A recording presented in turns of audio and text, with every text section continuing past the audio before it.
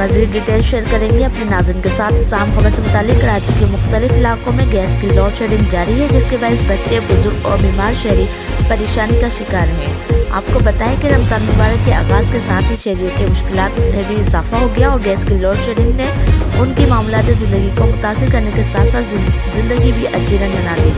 शहरियों का इस हवाले से कहना है कि रमज़ान से कबल जो है सुबह 8 बजे गैस की फराहमी जो है वो बंद हो जाती है और गैस की लोड शेडिंग की कोई टाइमिंग भी नहीं बताई जाती। आपको ये भी बताएं कि जैसे ही रमज़ान शुरू हुए और पहले रोज़े की सहरी के औकात में भी गैस की लोड शेडिंग जारी है और अफ्तार के औकात में भी गैस नहीं होती।